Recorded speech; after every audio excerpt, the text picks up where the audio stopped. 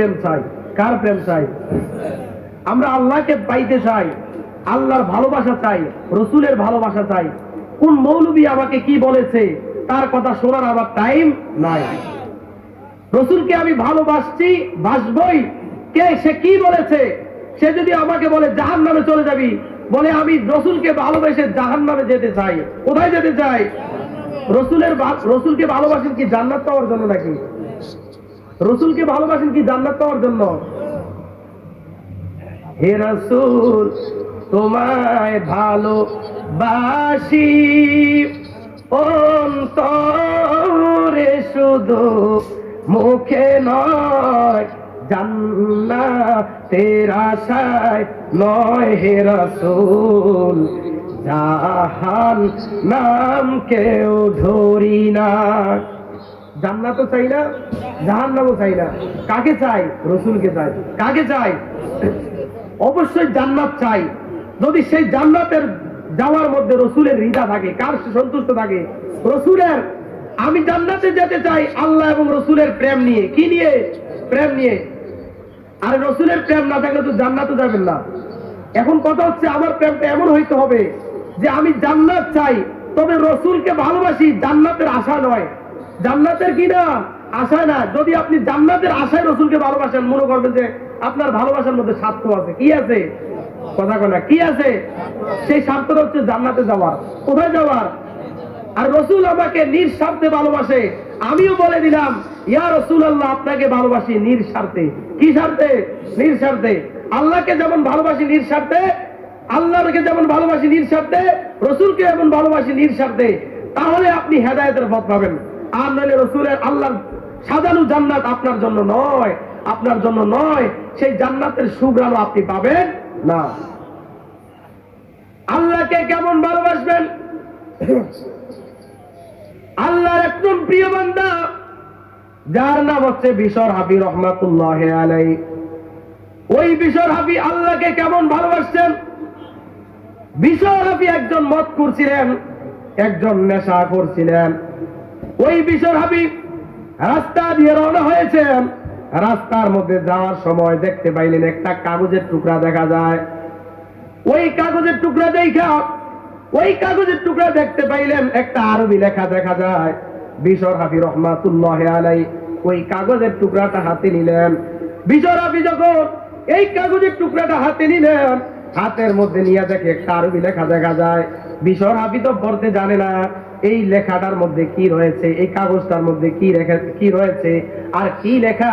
বিশর হাফি তো জানে না, কারণ সে একজন মদখোর, জীবনের মাদ্রাসার কাছ দিয়ে যায় না, সে নেশার মধ্যে সম্পৃক্ত আছে।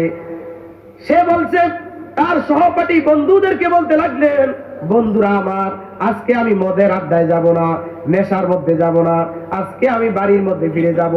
কারণ আজকে আমি আরবি লেখা দেখেছি, হয়তো এটার মধ্যে এমন কিছু নাম রয়েছে, আমি আর যাব না। এটার মুহাব্বতে আজকে আমি বাড়িতে ফিরে যাব। সুবহানাল্লাহ। আল্লাহর প্রেমটা কি দেখেন, এই ঘটনা থেকে শিখতে পারবেন। আল্লাহর ওই বান্দা বিশর হাফি রহমাতুল্লাহ আলাইহি এই কাগজের টুকরাটা লইয়া তার আম্মার কাছে নিয়ে দিলেন। আম্মা গো, দেখো গো মা, এই কাগজের টুকরার মধ্যে কি দেখা যায়। বিশর হাফি আম্মা এই কাগজের টুকরাটা দেখা হাউ মাউ করে কান্না করতে লাগলেন। দুইটা চোখের পানি ফালাইয়া কয়, আল্লাহ গো, আমার বিশর রে কি আপনি কবুল করে নিয়েছেন। সুবহানাল্লাহ। বিশর হাফি আম্মা কান্না করতে লাগলেন। বিশর হাফি দূর থেকে দেখতে পাইলেন তার আম্মা কান্না করে, ডাক দিয়া কয়, আম্মা গো, কেন গো কান্না করেন গো মা? এই কাগজের টুকরার মধ্যে কি এমন লেখা রয়েছে ও আমার মা, কি এমন লেখা রয়েছে যার কারণে আপনি কান্না করেন? বিশর হাফি আম্মা ডাক দিয়া কয়, আব্বা রে, ও আব্বা, এই কাগজের টুকরার মধ্যে কি লেখা দেখা যায় জানোনি? কয়, কি লেখা দেখা যায়? কয়, বাবা, এই কাগজের টুকরার মধ্যে এমন একজন সত্তার নাম রয়েছে, যেই সত্তা তোমাকে সৃষ্টি করেছেন, তোমাকে রিজিক দান করেছেন, তোমাকে অক্সিজেন দিতেছেন, তোমাকে চলার শক্তি দিয়েছেন, তোমাকে খাওয়ার শক্তি দিয়েছেন।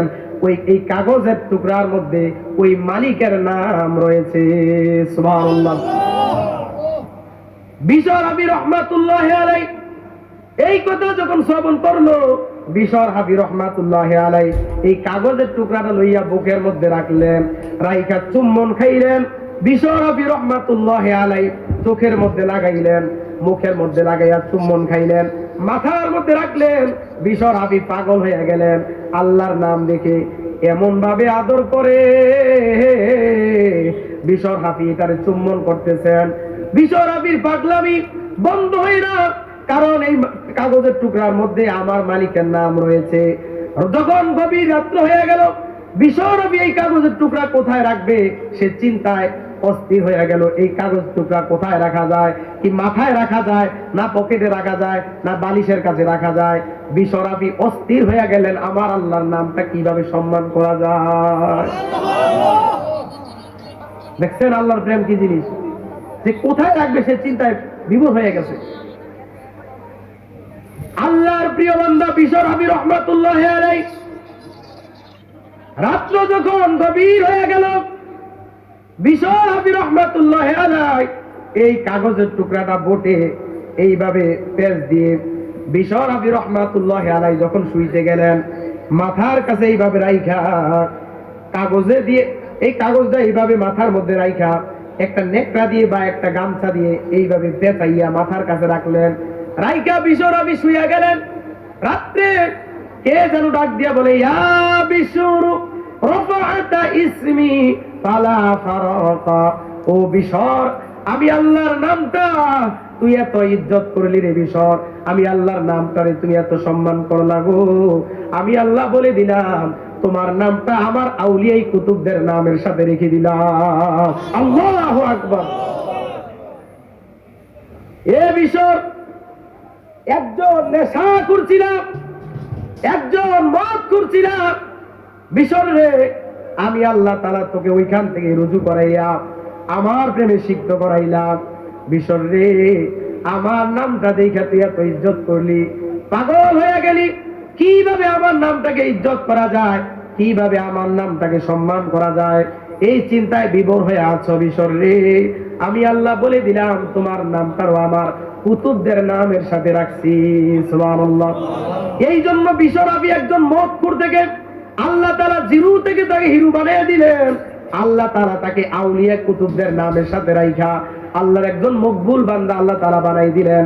বিশর হাফি একজন সালেহ বান্দা ছিলেন। বিশর হাফি নেশাখোর থেকেও আল্লাহ তাকে আউলিয়া কুতুবদের নামের সাথে রাইখা অলি কুলের একজন সম্রাট বানাই দিলেন। বলেন সুবহানাল্লাহ। একজন অলিদের একজন সম্রাট বানাই দিছে। কেন? সে আল্লাহর নামটাকে ইজ্জত করছে, আল্লাহর নামটাকে সে কি করছে? ইজ্জত করছে। এটাই হচ্ছে আল্লাহর প্রতি ভালোবাসা। যারা আল্লাহকে ভালোবাসে, আল্লাহ বলছে যারা আমাকে নিয়ে স্মরণ করে, আমি আল্লাহ আমার কুদরতি অন্তরে তাকে স্মরণ করি। বলেন সুবহানাল্লাহ। যারা আমাকে নিয়ে ভাবে, আমাকে নিয়ে তাফাক্কুর করে, চিন্তা করে, আমি আল্লাহ আমার কুদরতি অন্তরে তাকে স্মরণ করি। সুবহানাল্লাহ। তুমি যদি একটা মজলিসের মধ্যে 10 জন মিলে আমাকে ডাকো আল্লাহ আল্লাহ, আমি আল্লাহ বলে দিলাম আমার রহমতের ফেরেশতা দিয়ে এর থেকে উত্তম সবাই তোমাকে স্মরণ করি। সুবহানাল্লাহ। এটাই হচ্ছে আল্লাহর ভালোবাসা, এটাই হচ্ছে রাসূলের ভালোবাসা। যারা আল্লাহ এবং রাসূলকে ভালোবাসবে তারাই হেদায়েতের পথ পাবে। তার বাস্তব ঘটনা, আল্লাহর 3 জন বন্ধু, আল্লাহর 3 জন বন্ধু, 3 জন আবেদ বুজুর্গ আলেদিন, একদিন তারা তাফাক্কুর করলেন, একদিন তারা চিন্তা করলেন আমরা হজের উদ্দেশ্যে যাত্রা করব, আমরা হজের মধ্যে যাব। ওই 3 বন্ধু বাড়ি থেকে যখন রওনা হয়েছেন, পথের মধ্যে রাস্তার মধ্যে ধরেন দূর যখন চলে গেলেন, ধরেন এখান থেকে আমি কথার আগে ভাঙ্গাই, ধরেন আমি এখান থেকে রওনা হয়েছি, রওনা হইতে হইতে হইতে হইতে রাস্তার যখন মিডল অর্ডারে যখন রাস্তার মধ্যখানে গেলাম, হঠাৎ করে আমার বিশ্রামের একটু প্রয়োজন হয়েছে। 3 বন্ধু চিন্তা করলেন যে আমরা তো হজের মধ্যে যাব, পবিত্র কাজে রওনা হয়েছি, আমরা একটু আস্তে আস্তে রেস্ট নিয়ে নিয়ে যাই। তখনকার সময় তো হাইটে হাইটে যাইতো না, 6 মাস লাগতো, অনেক সময় 3 মাস লাগতো, যারা কাছে রয়েছে তাদের 3 মাস লাগতো, আমাদের এখান থেকে 6 মাস লাগতো বা তার চেয়ে একটু বেশি লাগতো। এরকম করে হাইটা কষ্ট করে যাইতে, এখনো না প্লেন আছে, সহজ হয়ে গেছে। এই 3 বন্ধু রওনা হয়েছে, হজের উদ্দেশ্যে যাবে। রাস্তার মধ্যে একটা গ্রামের মধ্যে যাত্রা বিরতি করলেন, একটা গ্রামের মধ্যে রেস্ট নিলেন। ওই গ্রামটা ছিল খ্রিস্টান গ্রাম। কি গ্রাম বাবা, একটু আওয়াজ দেন। ওই গ্রামটা কি গ্রাম ছিল? খ্রিস্টান গ্রাম। একটু অসুস্থ আছি, জোরে জোরে কথাগুলো বলতে হইতেছে, বলাও সমস্যা। ওই গ্রামটা ছিলেন খ্রিস্টান গ্রাম। ওই গ্রামের মধ্যে ওই 3 বন্ধু যাত্রা বিরতি করলেন, তারা রেস্ট নিলেন।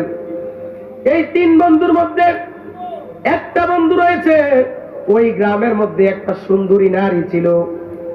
ওই সুন্দরী নারীরে ওই 3 বন্ধুর থেকে একটা বন্ধু ওই সুন্দরী নারীর দিকে দেখে ওই সুন্দরী নারীর প্রেমে পড়ে গেলেন। ওই 3 বন্ধুর মধ্যে যেই ব্যক্তি ওই সুন্দরী নারীর প্রেমে পড়ে গেলেন, ওই ব্যক্তি আর হজের যে ইচ্ছা করেছে, ওই হজের ইচ্ছাটা পরিত্যাগ করেছে। সে বলেছে আমি আর হজে যাব না, আমি এই গ্রামের মধ্যে থেকে যাব। আর যেই 2 বন্ধু রয়েছে, ওই 2 বন্ধু মনে মনে চিন্তা করলেন আমরা তাকে ফালাই দিয়ে আমরা আবার হজের দিকে রওনা হই। ওই 2 বন্ধু তাকে রেখে আবার হজের দিকে যাত্রা করলেন। হজের রাস্তা যখন অতিক্রম করতে লাগলেন, ওই এক বন্ধু, যেই বন্ধু ওই গ্রামের মধ্যে থেকে গেলেন, ওই বন্ধু ওই নারীর বাবার সাথে কথা বললেন। এই বাবার কাছে যাইয়া বলেন আমি আপনার মেয়েকে বিয়ে করতে চাই, আপনার মেয়েকে আমি গ্রহণ করতে চাই, আপনি কি বলেন? ওই মেয়ের বাবা বললেন তোমার কাছে বিয়ে দিতে রাজি আছি, তবে শর্ত আছে। কি শর্ত? তুমি যদি তোমার ধর্মটা গ্রহণ করে, তোমার ধর্মটা ত্যাগ করে ইসলাম খ্রিস্টান ধর্ম গ্রহণ করতে পারো, তাহলে আমি আমার মেয়েকে তোমার কাছে বিয়ে দিতে রাজি আছি। নাউজুবিল্লাহ। ওই লোক ওই নারীর প্রতি এত আসক্ত হয়েছে, এত প্রেমে বিভোর হয়েছে, সে পবিত্র কাজটাকে পরিত্যাগ করছে। সে ত্যাগ করে বলছে যে আমি আর হজে যাব না, এই গ্রামেই থেকে যাব, এই গ্রামে থেকে ওই নারীকে আমি বিয়ে করব। ওই নারীর বাবার কাছে গেলেন, যাইয়া বললেন আপনার মেয়েকে আমি বিয়ে করতে চাই।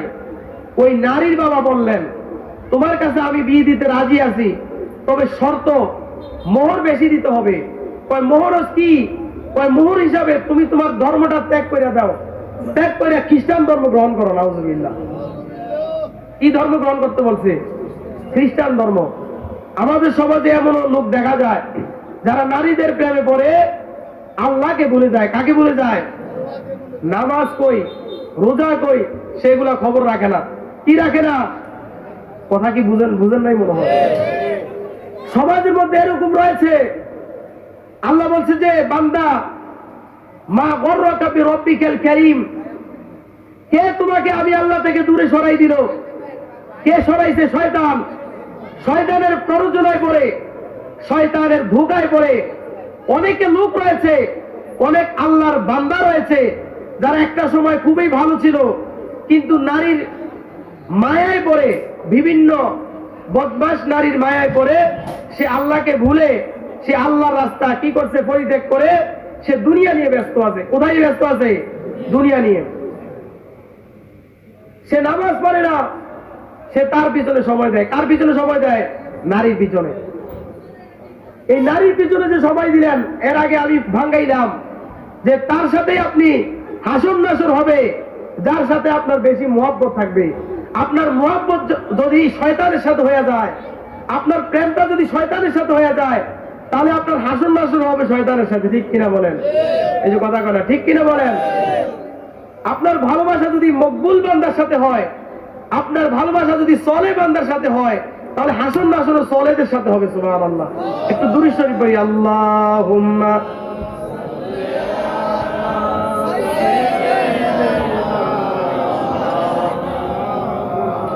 মুহাম্মাদ ওয়া আলা আলি সাইয়্যিদিনা। মন আমার কাঁদরে, দিল আমার কাঁদরে, যেতে সোনার মাদিনায়। মন আমার কাঁদরে, দিল আমার কাঁদরে, যেতে সোনার মাদিনায়।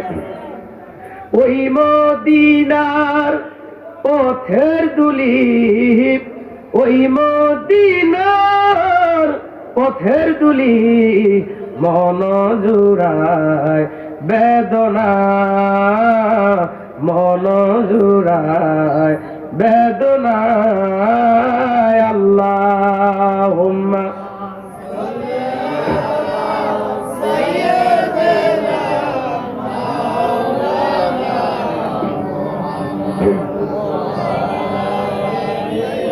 সাইয়্যিদিনা।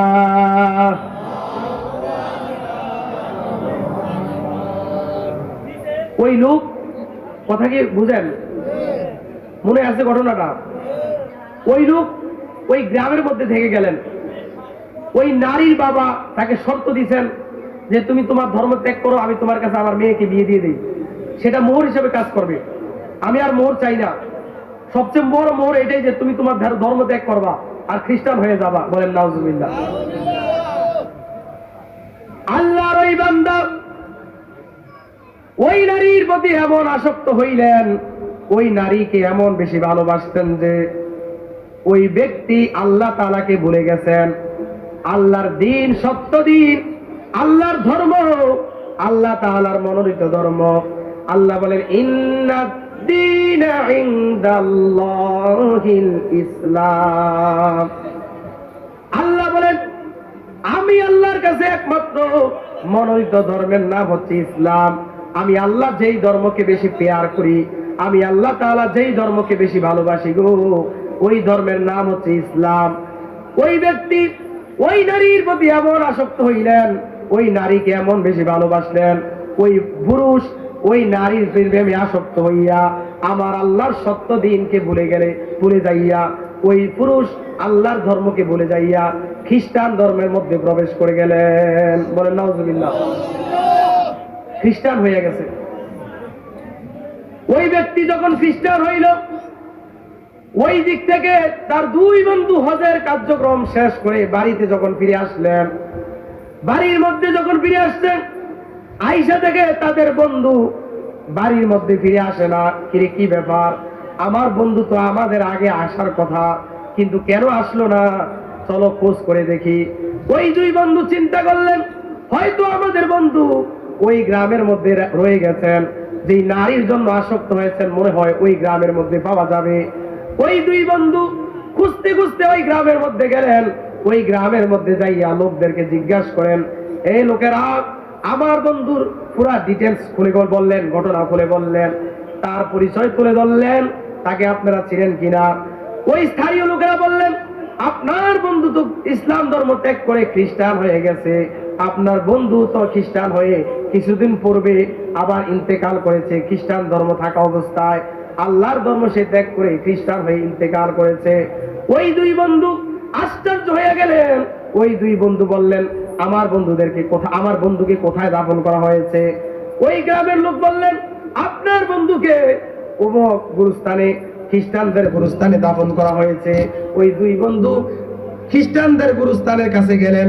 খ্রিস্টানদের গুরুস্থানের কাছে যাইয়া দেখেন, ওই খ্রিস্টানদের গুরুস্থানের কাছে যাইয়া দেখেন ওই ব্যক্তি, যেই ব্যক্তি খ্রিস্টানদের কবরে শুয়ে আছেন, ওই ব্যক্তির স্ত্রী এবং সন্তানেরা ওই ব্যক্তির সামনে, গুরুস্থানকে সামনে রেখে তারা কান্না করতে লাগলেন।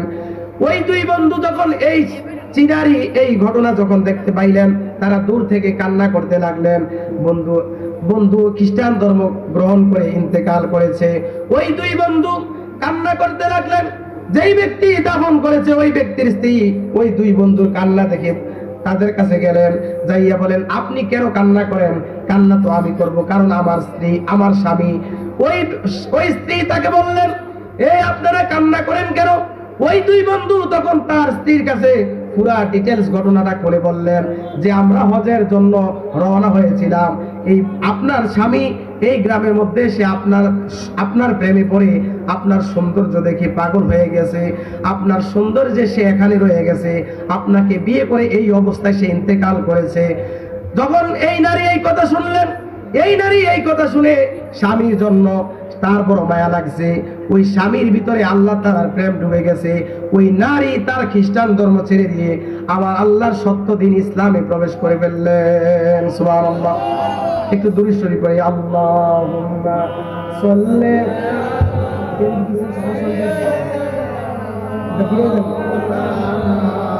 মুহাম্মাদ ওয়া আলা আলি সাইয়্যিদিনা।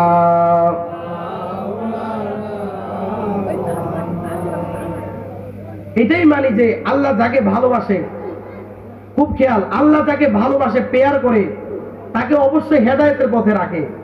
আর আল্লাহ যাকে, যার প্রতি সাখা, ওই ব্যক্তি গুমরাহির দিকে চলে যায়। আপনি চিন্তা করবেন আপনার মরণটা কি অবস্থায় হয়, কি ইমানি অবস্থায় হয় নাকি ইমান ছাড়া হয়। আপনি দেখেন এই হুজুর একজন ধরেন বুজুর্গ বান্দা, একজন সলে আবেদ বান্দা, কিন্তু হুজুর বলতে পারবে না হুজুরের ইন্তেকালটা ইমানের সাথে হয় নাকি ইমান ছাড়া হয়, বলতে পারবেন হুজুর। এই জন্য আল্লাহর কাছে বলবেন, আল্লাহ আমার ইমানটা যাতে, আমার মরণটা যাতে ইমানের সাথে হয়। ওই বুজুর্গার দিন সে তিনজন আবেদ ছিল, তার আল্লাহর প্রতি এত আসক্ত, এত প্রেম ছিল, কিন্তু তার মরণটা, তিন ব্যক্তির মধ্যে একজনের মরণটা ইমান অবস্থা হয় না, সে বেঈমান অবস্থায় ইন্তেকাল করেছে। আবার ওই নারী খ্রিস্টান ছিল, আল্লাহর আইনের বিরুদ্ধে ছিল, কিন্তু আল্লাহ তার ভিতরে হেদায়েত ঢুকাই দিয়েছে, যার বিদায় সে সত্য দিন গ্রহণ করে, সে সত্য দিন গ্রহণ করে ঈমানের হালতে কি করেছে, ইন্তেকাল করেছে। কিসের হালতে? ঈমানের হালতে। এটাই আল্লাহ যাকে হেদায়েত করে, পৃথিবীর কোন ব্যক্তি তাকে গুমরাহি করতে পারে না। আল্লাহ যাকে গুমরাহি করে, কোন ব্যক্তি তাকে হেদায়েত করতে পারে না। আল্লাহ হেদায়েত কামনা করবেন যে আল্লাহ আমরা জীবনে অনেক জুলুম করেছি, অনেক অন্যায় করেছি, অনেক অপরাধ করেছি, অনেক জুলুমের শিকার হয়ে, জুলুমের সাথে সম্পৃক্ত আছি। আল্লাহ আপনি আমাকে হেদায়েতের পথে রাখেন, আপনার হৃদয়ের পথে রাখেন, যেই পথে মিনান নাবিয়িন ওয়াস সিদ্দিকিন ওয়াস শুহাদা ওয়াস সালিহিনরা চলেছে। আল্লাহ আপনি আমাকে ওই রাস্তায় পরিচালিত করুন, যাতে আমি আপনার জান্নাতে ঢুকতে পারি। সুবহানাল্লাহ। যারা এই বান্দাদের সাথে থাকবে, মিনান নাবিয়িন ওয়াস সিদ্দিকিন ওয়াস শুহাদা ওয়াস সালিহিন, এই তাদের সাথে যারা থাকবে, তাদের সাথে যারা থাকবে তারা হেদায়েতের পথ পাবে, হেদায়েতের পথ পাবে, তারাই আল্লাহর সাজানো জান্নাতে ঢুকতে পারবে। সুবহানাল্লাহ। এই জন্য আল্লাহর প্রেম লাগবে, আল্লাহর ভালোবাসা লাগবে, আল্লাহর ইবাদত করা লাগবে। আল্লাহ ছাড়া কোনো গায়রুল্লাহর ইবাদত করা যাবে না।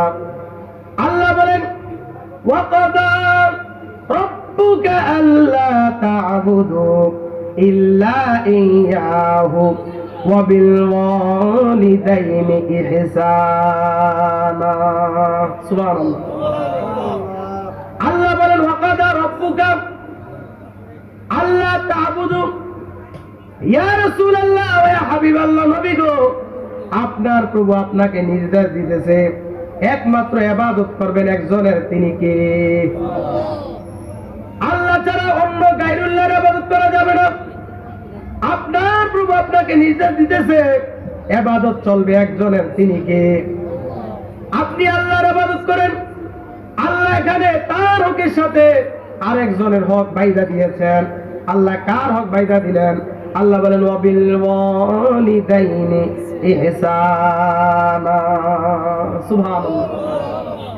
আল্লাহ বলেন, ওয়া বিল ওয়ালিদাইনি ইহসানা, পিতা মাতার সাথে তুমি সৎ আচরণ করো, ইহসানা ভালো আচরণ করো, উত্তম আচরণ করো। কারণ এই পিতা মাতা তোমাকে 10 মাস, তোমার মা তোমাকে 10 মাস 10 দিন ধরে রাখছে। তোমার আব্বা তোমার জন্য কষ্ট করেছে, তোমার আম্মা তোমার জন্য কষ্ট করেছে। আমরা অনেক সময় শয়তানের প্ররোচনায় পড়ে আম্মা আব্বাকে কষ্ট দেই, ঠিক কিনা? শয়তানের দোকায় পড়ে অনেক সময় মা বাবাকে কষ্ট দিয়ে ফেলি। আল্লাহ যাতে আমাদেরকে মাফ করে দেয়, সকলে করি আমিন। আল্লাহ বলছে, ওয়াবিল ওয়ালিদাইনি ইহসানা, তোমার আম্মা আব্বার সাথে উত্তম আচরণ করো। কারণ এই মা বাবা যদি তোমার প্রতি নারাজ হয়ে যায়, নারাজ হয়ে যাবে একজন, তিনি কে? রিদার রব্বি ফি রিদাল ওয়ালিদাইন ওয়া সাখাতুর রব্বি ফি সাখাতিল ওয়ালিদাইন। রিদার রব্বি, রব রিদা হয়ে যায়, ফি রিদাল ওয়ালিদাইন, তোমার পিতা মাতার সন্তুষ্টিতে একজন সন্তুষ্ট হয়ে যায়, তিনি কে? ওয়া সাখাতুর রব্বি ফি সাখাতিল ওয়ালিদাইন, আল্লাহ সাখা হয়ে যায় ফি সাখাতিল ওয়ালিদাইন। পিতা মাতা যদি তোমার প্রতি সাখা হয়ে যায়, অসন্তুষ্ট হয়ে যায়, তাহলে আমার আল্লাহ তোমার প্রতি অসন্তুষ্ট হয়ে যাবে। বলেন নাউজুবিল্লাহ। এই জন্য পিতা মাতাকে কি করা লাগবে? কথা বল, পিতা মাতাকে কি করা লাগবে? সন্তুষ্ট রাখা লাগবে। তাদের সাথে বেয়াদবি করা যাবে না। শয়তানের দুগায় পরে যদি বেয়াদবি করেন, ক্ষমা চেয়ে ফেলবেন। কি চেয়ে ফেলবেন? ক্ষমা। কিন্তু এই অবস্থায় যদি মৃত্যুবরণ করেন, আপনার আল্লাহর সাজানো জাহান্নাম আপনার জন্য প্রস্তুত। বলেন নাউজুবিল্লাহ। মা বাবার কাছে মানে মা বাবার কাছে ক্ষমা চাইতে কি লজ্জা আছে নাকি? মা বাবার কাছে ক্ষমা চাইতে লজ্জা আছে নাকি? মা বাবার কাছে ক্ষমা চাইবেন, দেখবেন মনটা ভালো লাগবে। কি লাগবে? ভালো লাগবে।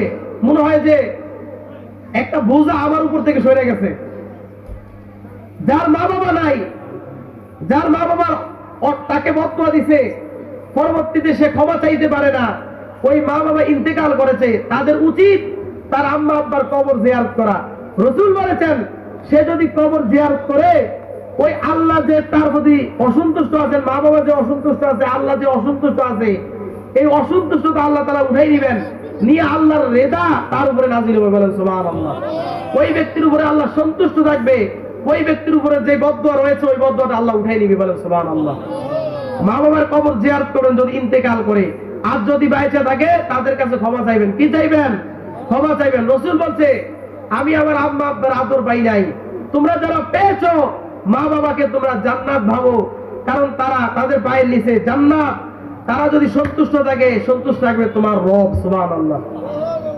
বাবাকে তোমরা কাবা জানিও, মাদিনা জানিও মাকে, যদি গো তারা বেঁচে থাকে। সুবহানাল্লাহ বলেন। আরে বাবাকে তোমরা কাবা জানিও, মাদিনা জানিও মাকে, যদি গো তারা বেঁচে থাকে। ওই আমি সে বিনাই, সে বিতে পারি নাই, ওই আমি সে বিনাই, সে বিতে পারি নাই, সে বিও আমার উম্মত, সে বিও আমার উম্মত, সে বিও আমার উম্মত। সুবহানাল্লাহ বলেন। আরে বাবারও মুখেতে, মায়েরও মুখেতে, যে তোলে দিবে গো খানা, তাতে খুশি রব্বানা। সুবহানাল্লাহ বলেন। আরে বাবারও মুখেতে, মায়েরও মুখেতে, যে তোলে দিবে গো খানা, তাতে খুশি রব্বানা। ওই আমি সে বিনাই, সে বিতে পারি নাই, ওই আমি সে বিনাই, সে বিতে পারি নাই, সে বিও আমার উম্মত, সে বিও আমার উম্মত, সে বিও আমার উম্মত। সুবহানাল্লাহ বলেন। রাসূল বলছেন, আমি তো সেবিতে পারি নাই, আমি মা বাপকে তাদের স্নেহ আদর পাই নাই, তাদের সেবাও করতে পারি নাই। তোমরা যারা তোমার মা বাবাকে পাও, তোমরা তাদেরকে সেবা করো। সুবহানাল্লাহ। তাদের সেবা করো। তুমি যেই গন্তব্যস্থলে পৌঁছতে চাও, তুমি যেই সফলতার পিছনে দৌড়াচ্ছ, তোমার মা বাবার সন্তুষ্ট যদি তোমার উপরে থাকে, মা বাবার দোয়া যদি থাকে, ওই যেই সফলতার পিছনে দৌড়াচ্ছ, সফলতা তোমার পিছনে দৌড়াবে। আল্লাহু আকবার। মা বাবার সন্তুষ্ট থাকলে, মা বাবার দোয়া থাকলে, সফলতার পিছনে দৌড়ান লাগবে না। কেন দৌড়াবেন? এগুলো আপনার পিছনে দৌড়াবে, টাকা পয়সা আপনার পিছনে দৌড়াবে। ঠিক কিনা বলেন? যারা বড় কিছু হয়েছে, মন্ত্রী বলেন, চেয়ারম্যান বলেন, প্রধানমন্ত্রী বলেন, মেম্বার বলেন, প্রধান বলেন, যারাই সফলতার ধার প্রান্তে পৌঁছতে পারছে, নিশ্চয়ই তার মা বাবার দোয়া আছে বিদায় সে বুঝতে পারছে। ঠিক কিনা বলেন? মা বাবার দোয়া ছাড়া কেউ কি হইতে পারে না, সফলতার ধার প্রান্তে পৌঁছাইতে পারে না। এই জন্য সফলতা যদি অর্জন করতে চান, মা বাবার পায়ের কাছে যান। মা বাবাকে সালাম করেন, কি করেন? তার থেকে দোয়া নেন। এখন দোয়া নিলে তো আবার গুনাহ, নাউজুবিল্লাহ করেন। সালাম করলো কি শিরিক? সালাম করলো কি? সালাম করলে কি শিরিক? এই যে বালাগা, সালাম করলে কি শিরিক নাকি? আমি এইভাবে সালাম করলাম, এটা কি আমার শিরিক হয়ে গেছে? দেখছেন তারা কত বেয়াদবি শিখায়। আমাকে একজন কইছে, কোন মুরব্বী দেখলে যদি এমনি দাঁড়ান তাহলে এটা আদবের খেলাফ হয়। কি হয় বুঝেন কথাটা? আমার একজন কইতেছে আবু দাউদের 5229 নম্বর হাদিস, সে আবার উদ্ধৃতি দিতেছে যে কয়, হুজুর কোন আগত ব্যক্তি, কোন ব্যক্তি মুরব্বী হোক, বাবা হোক, উস্তাদ হোক, আগত ব্যক্তির জন্য যদি আপনি এমনি দাঁড়ান তাহলে এটা শিরিক হয়ে যাবে। তো আমি কই, সে কয় 5229 নম্বর হাদিস। সব হাদিস কি মানুষের মনে থাকে না? তো আমার কিছু হাদিসটা আমার দেখান। আমি হাদিসটার এবারতটা বললাম, পড়াশোনা বুঝতে পারলাম। এই হাদিসে বলছে কি, খুব খেয়াল, এই হাদিসে বলছে আগত ব্যক্তি যদি অহংকার করে, কি করে? ধরেন হুজুরে আইতেছে, হুজুরে অহংকার করতেছে, দেখো জিল্লুর রহমানে আমার দেখলে দাঁড়ায় যাবে, এটা আমার অহংকার, এটা আমার কি বড়ত্ব সে প্রকাশ করতেছে। এই অবস্থায় আমি যদি দাঁড়াই তাহলে সেটা গুনার ভাগী হবে, সেও গুনাহ হবে, আমারও গুনাহ হবে। কিন্তু বলেন তো, আমার মা আইতেছে, আমার উস্তাদ আইতেছে, মুরব্বী আইতেছে, সে কি অহংকার করছে? সে কি এটা অহংকার করছে? সেটা কি হিসাবে নিছে? ভালোবাসা হিসাবে নিছে। কি হিসাবে নিছে? ভালোবাসা হিসাবে নিছে। ওর হাদিসের মধ্যে কইলো কি আর সে বুঝলো কি? ওই সাসার কবর কখনো সাসি কান্দে কখনো, নাউজুবিল্লাহ বলে। সাসার কবর কোথায়, সাসি কান্দে, কান্দে কোথায়? সঠিক জায়গায় সে কান্না করে না। হাদিসে বলছে কি আর সে বুঝলো কি? আল্লাহ যাতে এদের থাবা থেকে আমাদেরকে হেফাজত রক্ষা করে, বলেন আমিন। মা বাপ থেকে দোয়া দিবেন। রুকু সেজদা দিতে গেলে আগে পাও লাগে, তারপরে হাত লাগে, এরপরে নাক কপাল এগুলো লাগে কিনা? কথা কথা লাগে কিনা? রুকু দিতে গেলে এইভাবে হওয়া লাগে, নত হওয়া লাগে। আর আমরা তো আদবের সাথে এভাবে একটু চুম্বন করি। কি করি? কথা কথা কি করি? চুম্বন করি। কেন? তার দোয়া নেওয়ার জন্য। সে সন্তুষ্ট রাখবে, আব্বা আব্বা সন্তুষ্ট রাখবে। আব্বা আব্বা সন্তুষ্ট চাই কেন? একজনকে খুশি করার জন্য। তিনি কে? তিনি কে? আরে আল্লাহর জন্য তো আমি সালাম করলাম, আল্লাহর জন্য তো দোয়া চাইলাম। তারা আছে না বেয়াদবি শিখায় মানুষ করে। কি শিখায় বুঝছেন কথা না? এই হুজুর আইছে, আমি যদি হুজুরে দেখে এমনি বইয়া থাকি, আমি দাঁড়াইতাম না। আদব হইল না বেয়াদবি হইল? একটু আওয়াজ দেন না বাবা, আদব হইল না বেয়াদবি হইল? আমার উস্তাদ, আমি তারে কইলাম যে ক্লাসের মধ্যে যে এভাবে বসলাম, উস্তাদে আইলো, বইয়ে দেখতাম না দাঁড়ায় দেখতাম না, এটার কথা তো বইয়ে নেওয়া লাগবো। কয় কেন? কয় শিরিক হয়ে যাইব। তাদের মাইন্ডসেট খারাপ হয়ে গেছে। তাদেরকে বুঝাইছে শিরিক, এই এটা কি শিরিক, ওইটা কি শিরিক, এটা কি শিরিক। আর যা করবো বেদাত, বেদাত কইতে কইতে দাঁত আর একটাও নাই। বুঝেননি কথাটা? বেদাত বলতে বলতে আর দাঁত আর একটা নাই, একটাও নাই। যা বলবেন সব কি বেদাত। তাদের মতের বিরুদ্ধে গেলে বেদাত হয়, আন্দাজি বেদাত হয় না। বুঝেননি কথাটা? বেদাত হইবে তখন যখন তাদের মতের বিরুদ্ধে চলে যায়, তখন বলবে এটা বেদাত। আর বেদাতের কথাটা বললেই নাকে টিপ দিয়ে ফেলে। মনে হয় যে বেদাতের যে কি, বেদাতের মধ্যে ভালো খারাপ নাই, বেদাতের মধ্যে ভালো খারাপ নাই। আপনি যে কোরআন পড়তেছেন জের জব দিয়া, আলহামদুলিল্লাহি রাব্বিল আলামিন আর রহমানির রহিম মালিকি ইয়াউমিদ্দিন ইয়্যাকা না'বুদু ওয়া ইয়্যাকা নাস্তাঈন ইহদিনাস সিরাতাল মুস্তাকিম সিরাতাল লাযীনা আন'আমতা আলাইহিম গায়রিল মাগদুবি আলাইহিম ওয়ালাদ-দাল্লিন। এই যে কোরআন পড়তেছেন, কোরআন যে পড়তেছেন জের জবর দিয়ে পড়তেছেন, নবীর যুগে জের জবর ছিল না, এটা বেদাত নেই। কথা কয় না? নবীর যুগে যা ছিল না তাই তো বেদাত, ঠিক কিনা বলেন? এই যে কথার আওয়াজ দেন না। নবীর যুগে যা ছিল না সব বেদাত, সব কি বেদাত। নবীর যুগে কোরআনের জের জবর দিয়ে পড়া ছিল না, জের জবর ছিল না। কেমন বলেন তো? কোরআন জের জবর দিয়ে পড়া তো বেদাত, বেদাত না? তাদের কথা অনুযায়ী এরা তো বেদাত, বেদাত কিনা? খতমে বুখারী করেনি মানুষে, এই খতমে বুখারী করেনি, পরে বেদাত। খতমে সেবা করেনি, কথা কয় না? বেদাত। এগুলো রাসূলের যুগে ছিল না। তো বেদাত প্রমাণ করলেন একটা, যখন নিজের পক্ষে আসে তখন আর এটা বেদাত না, যখন নিজের বিপক্ষে চলে যায় তখন এটা কি? কথা বুঝেন না মনে হয়। পক্ষে থাকলে দাঁত, পক্ষের বিপক্ষে গেলে কি? বেদাত। আল্লাহ যাতে আমাদেরকে তাদের থাবা থেকে রক্ষা করে, বলেন আমিন। মুরব্বী দেখলে